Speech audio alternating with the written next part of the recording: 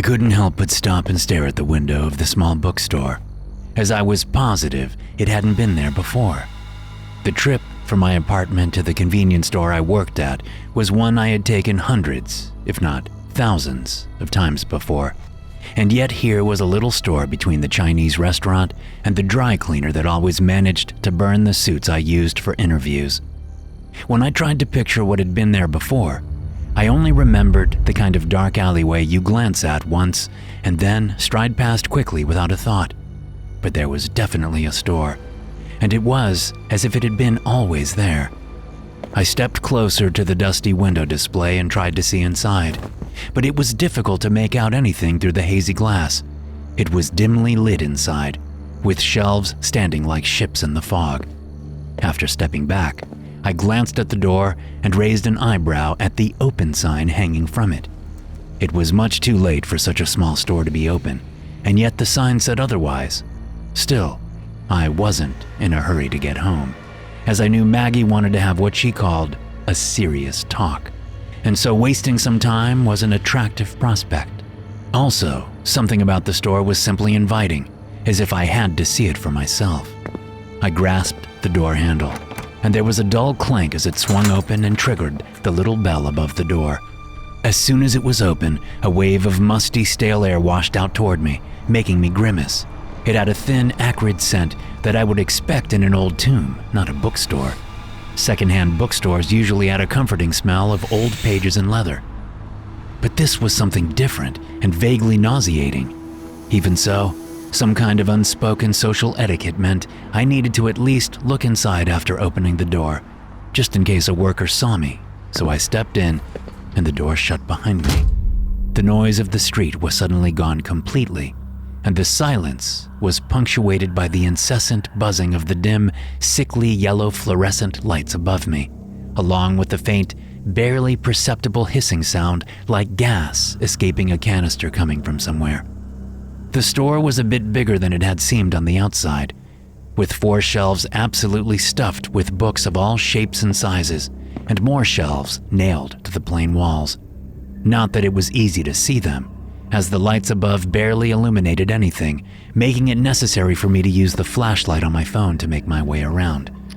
I slowly got used to the smell as I walked along the first bookshelf, but I didn't see any text on the spines of the books that were making the shelves buckle under their weight.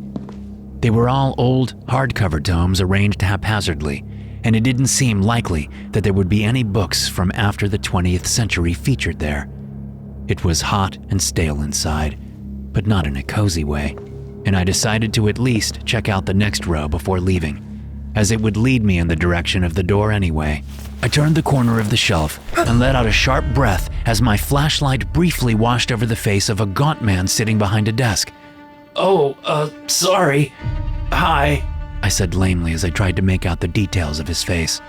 He was mostly in shadow, but the silent headlights of a car outside crawled past him, showing me his angular features and a thin smile that was soon lost in the inky blackness again.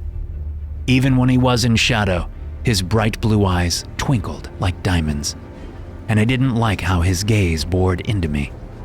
The man spoke in a gravelly baritone that had no warmth or life to it. The words came out flatly and without emotion in a way that seemed almost rehearsed. "There's something for you here," he said. My legs shook beneath me, and I swallowed at nothing. Great.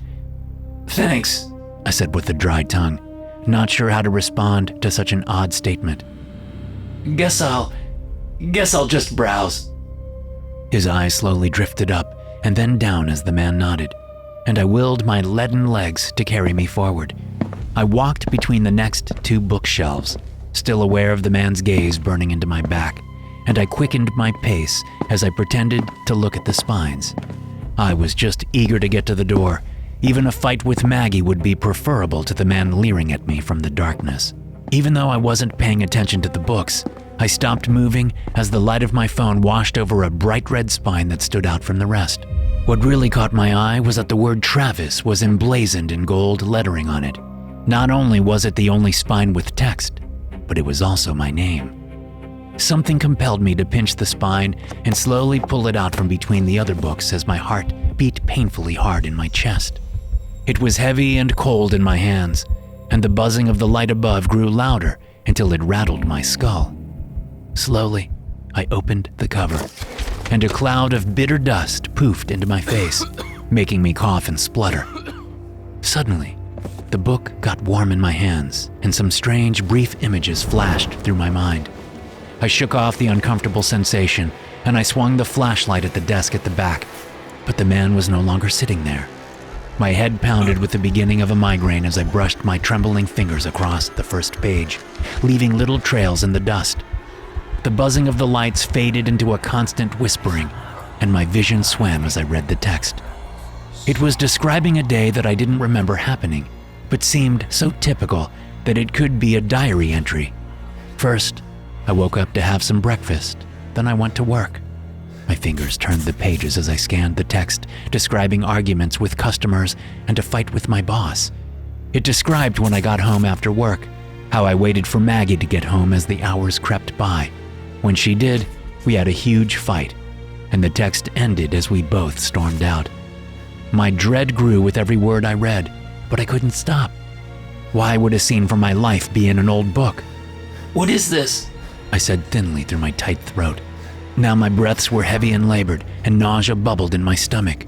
I turned the page reluctantly, and there was a crude drawing, perhaps done in charcoal, of a giant owl with its wings stretched out, flying over a terrified running person. I jumped and almost dropped the book as a strong grip closed down on my shoulder. Foul breath washed over me as the man's voice whispered from over my shoulder. "You have to finish it, but not here," he said. The buzzing stopped as the bulbs abruptly went out, and my phone was now the only source of light in the store. The darkness was heavy and inky around me, and I didn't feel the man's grip on me anymore. I swung the flashlight around in a panic to reveal shelves that were now mostly empty and covered in a thick layer of dust. The musty smell from before was replaced with the bitter stench of rot and decay, and the dust in the air made me choke with each breath. I shone the light back on the book in my hands, and the pages were black and flaky as they fell from the limp brown cover. I dropped it as something scuttled over my foot, and I instinctively jumped backward, painfully into the shelf. I needed to find the door, but where it should have been, there was just an old dresser covered with animal skulls and burned-out candles standing there like a grim altar. A loud, clumsy flapping noise, followed by scuttling and the clanging of fallen objects, broke the silence from somewhere in the room. With a whoosh, something fell through the air and collided with my chest, immediately winding me. My limp body was thrown sprawling into a bed of animal bones and grime, and my ears rang from the impact. In the darkness, giant bulbous white eyes loomed high above me before lunging forward with a shriek that shook the ground beneath me and stunned me for a moment. I rolled to the side and shielded my head from the inevitable impact, and a great force struck the ground with a deep crunching that made me grit my teeth. The wings flapped, and whatever it was rose to the ceiling. I crawled on my knees and elbows, ignoring how the bones cut through my shirt to slash at my skin. I lifted the flashlight up to map out where I should go. Then it turned off, plunging myself into total darkness. The hope was that it would not be able to see me in the dark, and I crawled forward toward one of the shelves. My fingertips grabbed the rotting wooden corner, and I pulled myself around it. Each breath burned my lungs as I used the shelf to pull myself to my feet, but it cracked with the weight of my hand, almost sending me to the ground again. From the other side of the shelf, the creature called out, sounding like 50 different bird calls combined into one piercing cacophony. The shelf shook as heavy footsteps pounded the ground, slightly muffled by everything coating the floor. Now I was in uncharted territory, as I dared not turn on my flashlight again. Using the shelf to guide me, I moved my way along it, ignoring every time my hand landed on something wet or damp, and doing my best not to trip on the trash around my feet. I strained my eyes against the darkness, and I saw a thin rectangle of brightness from up ahead, like light escaping from a doorway. The creature hadn't made any noise for a while, so while controlling my breath, I decided to turn on the flashlight. Turning it to the right showed that there was indeed a doorway there, a bit behind the counter the man had sat behind before. When I turned to the left, I still couldn't see any sign of the beast. It was impossible to relax though, and I almost preferred it when I could hear it. Something hot and viscous dropped on my head, and I jumped as I swung the light up. A gigantic feathered face covered in rotting scars and wounds, with those big milky white eyes, looked down on me. Something dark dropped from the beak that opened wide, spilling more of the vile liquid over my face, where it burned slightly. I jumped to my feet and sprinted toward the door. The shriek followed me after another great thump and more flapping. Shelves were knocked over and jars smashed as it approached me, but I reached the door and wrenched it open, flying through it before slamming it behind me. I pressed my back against the door, and the deep breaths I took were sweeter than fresh mountain air. The burning on my face cooled as raindrops fell on me, and the cold, metallic door was a welcome relief against my sweaty hands and back. I dropped the phone at my feet, and I shook uncontrollably as I bent to pick it up. It didn't take long for me to see I was in the alley, and I turned to the graffiti-covered door. I didn't want to hear the creature's shriek ever again, but I pressed my ear against the door, listening for the slightest sound. It was completely silent on the other side, and as much as my hand wanted to disobey, I forced myself to open the door. It swung out with a grating metallic creak, and shining my phone inside showed me a small, unremarkable kitchen that stunk of old oil and rat poison. My poor brain did its best to process what had just happened, but I couldn't do it. The fear was still gripping me all over, and the little cuts and bruises I had from the scuffle still burned and pulsed dully as a reminder that it was no dream. My flashlight wobbled as I swung it around, but all I saw was an ordinary alleyway filled with overflowing trash cans and bugs scuttling in the darkness. My heart jumped as I thought I saw the blue eyes in the darkness, but it was just the light reflecting on glass bottles. Back on the street, life went on as always. People were walking hunched through the rain, sirens blared, and silhouettes sat at their tables in the restaurant across the street. All I wanted was to get back home, so I turned and jogged toward my apartment block without looking back. But it was as if I could still smell the rotting odor and feel those eyes looking at me. Sometimes, I even thought I heard the screeching somewhere in the distance, and I would drop to my knees, covering my head, much to the confusion of anyone near me. The rain fell harder as I reached my dingy apartment building, and I had to step over a man sleeping in front of the doorway to get inside. The lobby was dark, and a dripping sound came from somewhere in the shadows. My stomach contracted in fear, even though darkness hadn't scared me since I was a little kid. After clearing my throat, I forced myself forward and past the empty reception desk toward the elevator. Everything was as I had seen it a million times, but something made me feel unwelcome. I coughed as I pressed the elevator button with a gummy click, and the grating, wrenching sound of the doors creaking open made me cringe. But the doors finally opened to reveal the comforting light within. The doors shut behind me after I pressed the button for my floor, and I leaned against the side of the elevator to catch my breath. I closed my eyes and rubbed my temples, wondering what I had just experienced and how I was going to explain it to Maggie. Suddenly, the elevator grinded to a stop with a pneumatic screech, and I cried out as the light went out and the floor shook beneath me. My breaths threatened to cascade into hyperventilation, and it was a fight to keep it under control. All I could do was count to 10 and breathe, no matter how much my fear turned to panicked claustrophobia. Something bashed the elevator from outside, as if a great leviathan were striking the side of a vessel, and I put my hands against the walls as I yelled. There was silence, then a deep, bassy creaking before a fresh assault rocked the elevator from the other side. All I could do was fall to the floor, cover my face, and pray for it to be over soon. I braced for another attack, but finally, the light came on, and the elevator started moving again. It lurched to a stop on my floor, and I scrambled out into the corridor as soon as the doors creaked open. My apartment was one of the last in the corridor, and there were patches of pure darkness lining the path between the few ceiling lights that cast dim orange cones of light. I'd never felt so drained as I moved quickly along the corridor, quickening my pace every time I was in the shadows. The door to my neighbor, Mrs. Camry's, apartment gaped open, and I instinctively pressed myself against the door opposite it. I looked into her dark apartment, as much as I feared that I might see something I didn't want to. Red light filtered through her rain-streaked window, and a silhouette sat in a chair beside it in the shadows. I swallowed back a gasp as it looked up at me with milky white eyes that pulsed in the dark. Something big flew past the window, briefly casting the room into darkness, and when I could see again, she was stumbling toward me with her arms outstretched. A guttural gag came from my throat, and I wrenched myself to the left and sprinted toward my apartment door. I glanced back as I reached my apartment. The only light still left on in the hallway was the one closest to my door, and something heavy thudded sporadically in the darkness with a wet squelching, getting closer each time. My hands shook as I pulled the keys from my pocket and fumbled at the handle. Luckily, I had unlocked this door so many times that my muscle memory kicked in, and I quickly got the key in and unlocked it.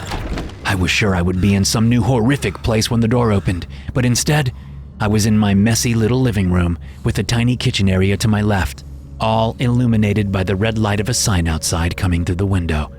I quickly closed and locked the door behind me, leaning back as I let out a huge sigh.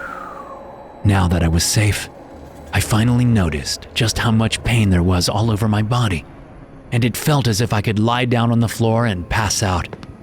After clumsily removing my shoes, I crept to the bedroom and slowly opened the door to find Maggie fast asleep in the bed. A rush of affection washed over me, but I closed the door quietly and remained outside the room. After changing into some fresh clothes and throwing the ones from earlier into the trash, I flopped down on the sofa, despite being too tall for it, and sank my head against the lumpy pillow. I'd had to use the hard, scratchy sofa many times over the last few weeks, but that night, it was the coziest bed I could ever imagine. Sometime later, I awoke with a gasp, unable to move my body. I was still in my living room, but the darkness draped over me, heavy like silky fabric rushing over my skin. Maggie had told me about sleep paralysis from her youth sometimes, and I'd always imagined the panic she described as an exaggeration, but I would never doubt it again. Everything in me begged to stand and run as fast as I could, but all I could do was lie there, unable to even control my breathing. I could only move my eyes, and I darted them up to the bedroom door as it slowly creaked open. My throat gurgled and stung as I tried to scream as a hulking shape forced itself through the door and then rose to its full height until its great head was against the ceiling. I locked my eyes on the creature as it sat and heaved in mucousy breaths as its white eyes blinked slowly. I still couldn't move as a cold hand brushed against my face. I looked to the left as far as I could as someone tall walked around the sofa and stood over the side to lean over me. He bent his waist until his face was only a few inches away, and his piercing blue eyes seared into my own like acid. Harsh whispers whipped at the insides of my skull, and he reached into his coat to pull out a rectangular object. Feathers fluttered from his coat as he pulled it out, and the same musty smell from the bookstore came back to me. He leaned down, and I couldn't even recoil from the foul rot on his breath as he got close to me, his eyes staring at me, unblinking the whole time. With a slow gesture of his hand, he placed the same red book from before on my chest and pushed down hard enough on it to pull the breath from my lungs. His eyelids narrowed as he pushed harder, and for a terrible moment, I feared he wouldn't allow me to take another breath. My ribs creaked, and my throat gargled as I desperately tried to breathe. Before I really started to panic, his face contorted into a grotesque smile that I could only just make out with my blurry vision, and he lifted his hand from the book, allowing me to gasp. Mercifully, he stood back up again, and I was at least spared his foul breath, and the whispers softened slightly. "You forgot your book. Finish it and bring it back soon," he said. 1,000 questions raged through my mind, but nothing came out of my mouth. He stepped back and toward the darkness of the kitchen, where he melted into the shadows. My eyes went back to the creature, and it hunched over and squeezed back into the bedroom. As soon as I couldn't see them anymore, I let out a sharp gasp as I finally had control of my body again and could breathe normally. I was still catching my breath as I ran to the bedroom door, only to see that Maggie was still sleeping in the bed. It was hard to slow my breathing down as I leaned down to pick up a huge brown feather from the floor. I barely got any sleep that night, and yet somehow, Maggie managed to sneak out without me noticing in the morning. The scraps of sleep I had were poisoned by dreams of the creature and the man with blue eyes, and every time I woke, it was in a sweaty terror. As much as I just wanted to ignore it, I laid the book down on the desk and took a deep breath before sitting to open it. The words on the page were neat and clear, despite how old and yellowed they were. I skimmed the part I had read before and turned to the picture drawn in charcoal. It was mostly the same, but an extra person had been added, a lanky figure looming behind the owl. I licked my dry lips as I turned to the next page. My eyes blinked rapidly as I read the text that followed, and then the book was warm to the touch again. It followed on from the last passage, following the fight with Maggie. Travis ran out the door as Maggie bounded across the street. His rage burned as he chased after her, not seeing the car that sped toward him. It collided with his body. He was flung through the air to land in a bloody heap near a dark alleyway. He choked through crushed lungs, somehow knowing that nothing could save him. I threw the book aside as bile burned my throat, and I feared I would throw up. What was in the book wasn't real. It couldn't be. But I could picture it so clearly. Not in the way you might do while reading a well-written book, but as if it actually happened to me. My jaw clenched as I reached over to the book and opened it again, but the pages after the accident were blank. For the first time since this ordeal had started, my fear turned to anger. Someone was trying to scare me, or convince me that I was crazy and wasn't going to sit by and take it. I pressed my hands together and put them against my forehead as I thought. The bookstore appeared to me, but it couldn't be real, as it had disappeared once I left the door. And yet, I hadn't imagined what I'd experienced. I had cuts and bruises to prove it. The only other explanation was that I saw what someone wanted me to see. They had come into my home, into the room Maggie slept in, and I knew I couldn't let it go. My fists dropped to the table and clenched. I would go back to the alley that night, despite the fear that tore at me, and stop whatever was happening to me. The night was cool, and the fear started to replace my anger as I walked down the street with the book tucked under my arm. Maggie had come home before I left, and she had the spaced-out look in her eyes she had so many times these days. Before I left, I had stopped at the door and looked back at her. My mouth opened as if I wanted to say something, but instead, I just closed the door and left her there. My whole body trembled as I stood before the empty maw of the alleyway. A car sped down the street, and the blaring horn was deafening as it went through a puddle and sprayed me with dirty water. The noise assaulted me and almost brought me to my knees as I briefly relived the vision of the car hitting me. When I looked up again, I jumped back as the entrance to the bookstore was there again, with the same dusty displays behind the windows. I savored the cold sting of the knife I had hidden in the right sleeve of my coat. I braced myself and marched toward the door. The bell dinged as I opened it, and I was caught off guard by what I saw inside. First, the bookstore was a bit different. It was still filled with books on shelves, but everything was dustier and grayer. There was also a woman standing in the aisle directly ahead of me. She was completely soaked, with her blonde hair hanging in clumps over her pale face as she held a book in her hands. She stared at it with wide eyes framed by dark circles, and her mouth moved without making any sounds. I took a few steps closer and swallowed at nothing. "Excuse me," I said, my voice sounding far away even to myself. She turned her head slowly and blinked at me as her chapped lips moved silently. It's right here. I drowned in that lake." Her words were thin and wispy, and I wasn't sure how to respond. "But," she whispered as she brushed her fingertips against her pale cheek, "I can feel. I can't have. But I remember it." Her hand dropped limply to her side, and I took a step closer. As soon as I did, she braced her body and looked at me in terror. "You did this to me," she said as she stepped back, the book dropping from her hands as she turned to run from the door behind the counter. "Wait, stop!" I called out as I chased after her, but she flung the door open, went through, and it shut behind her. I stopped, and my chest slumped as I had the feeling I wouldn't be seeing her again. "It was all true," a flat voice said from behind me. Even though it frightened me, I somehow managed to spin around and drop the knife from my sleeve. It clattered to the carpeted floor, but I had it back in my hands in a second and rose to brandish it at the man who stood between me and the door. He looked different, though. His skin was pulled tight over his skull, and his eyes sank into two black pits. His long, scabby hand was braced on the doorframe, and his chest shook as it seemed he struggled to stand. He grunted and for a moment, the bookstore was replaced with the dirty, dusty room I'd seen the previous night. But then it was back to the bookstore. The knife shook in my hand, but it was clear to me that he was controlling what I was seeing. From behind me, a woman's voice shrieked, followed by the whistling cry I'd heard from the creature, and the door opened to let out a wave of water that cascaded into the shop and gathered around my feet.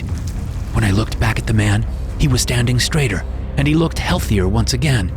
The bookstore also looked cleaner now, more like it had when I first arrived. "What's going on here?" I asked, wishing that my voice wasn't poisoned by terror. The longer I stood there, the more I had to fight to remember what was real and existed outside this room. "It showed you the truth," he said as he took a step closer. "You need to accept it and go through the door, as she did." I instinctively took a step back, clutching the book to my chest as I held the knife out.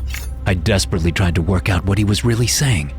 The book had described a horrible accident after a fight with Maggie, and the memory was burned vividly into my mind. I lowered the knife and took a step backward. "The crash," I said. "I remember it now." "Yes, very good," the man said, walking forward as he licked his lips. "Just go through the door. It will be over before you know it." I turned around slowly, making my way to the door. Everything I saw in the store was shimmering, as if it were a mirage about to disappear. There was no way to be sure what I was planning would work, but I had to try. The woman had been told she had drowned, and she believed it when she opened the door. I put my hand on the brass doorknob and steeled myself as I turned it. Inside was a monochrome version of my apartment with deep shadows in every corner and covering the ceiling in a way that made it stretch out into eternity. The memories flashed through my mind, and my body already ached just thinking about the car careening into me. I spun around and opened the book, making the man freeze in his steps as dark drool dripped from his lips to the floor. His eyes went wide with anger as I grasped the pages with text on them. I held up the knife and sliced them from the book. As soon as the knife slid through, my head exploded with searing pain as if it had cut my forehead, and I couldn't even hear the screaming that was burning my throat. I dropped to my knees, and it was as though someone had torn something from my soul. "No!" the man screamed, and his voice echoed from within my own head. The illusion broke, and the store plunged into darkness with the smell of rot again. "You don't know what you're doing!" he yelled. It was a struggle to stay conscious as I groped for the book in the darkness and crawled forward as my head pulsed with agony. Something screeched and flapped over me, and there was a crunch of wood as it landed on one of the bookshelves. "No! He'll go in! Just give me more time! He'll go in!" The man's voice had always been so calm, but now it was strained and cracked from pure terror and desperation. The creature howled so loudly that I was stunned for a moment and fell to the ground, unable to move. "No! No!" he screamed. I sat up as the man's voice exploded in shrill agony as something collided hard and crunched grotesquely nearby. All I could do was crawl through the bones and dust with the book in my hand, trying to fight through the pain and the terror. Frantic ripping and something wet landing on the ground made me grit my teeth. The screams died out, but I kept crawling until I reached the wall. With a deep breath, I put my back against it and held the book to my chest while clenching my eyes shut. I exhaled and thought as hard as I could. Memories as vivid as the moment they happened flashed through my mind. Meeting Maggie at that work function, the first time we kissed, when we fought about my gambling debt, the blue eyes in the darkness getting closer. I shook that last thought away as something stomped in the other aisle with a low, guttural growl. My whole body trembled and burned with pain all over. I tried to focus on the positive memories, but something told me that it all needed to be there. Every fight, every time I made her smile, the medical scare, the time I saw those messages on her phone. I pictured it all, and the book grew hot to touch, so much so that I could feel it through my coat. Despite how it hurt, I held it closer. My memories ran right up to me sitting in the kitchen, the same way that preceded the crash that I'd been shown in the book. Ignoring the lumbering steps getting closer, I imagined what would happen next. I never would have thought it possible to have two memories simultaneously, especially of things that hadn't happened, but I caught flashes of two scenarios. One with me telling her how sorry I was, and that I loved her and would do anything to make it work. The other was that I wasn't happy, and we knew what we had to do. The creature's claws scratched the ground near me as it sniffed for me, and the book went cold as the vivid images went out, one should I focus on? Relying on my memory of the shelves, I crawled around the one closest to me and down the aisle, with the scratching and sniffing of the beast separated from me only by some flimsy wooden shelves. There was a little light in the distance where the door was, and I crawled as quickly as I could toward it. It screeched again, and the air around me moved in a whirlwind as it took flight. But I rose to my feet, sprinted forward, and dove through the door as the scream approached me. I lay for who knows how long on damp carpet, breathing heavily and almost overcome with pain. When I finally sat up, I was in the corridor leading to my apartment. I shook as I stood on my aching legs, and my hands were covered in cuts as I somehow managed to limp over and unlock the door. The apartment was dark and quiet, and it was a relief to sit down on the chair opposite the front door.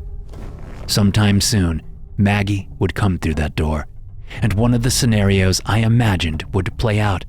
I was sure of it.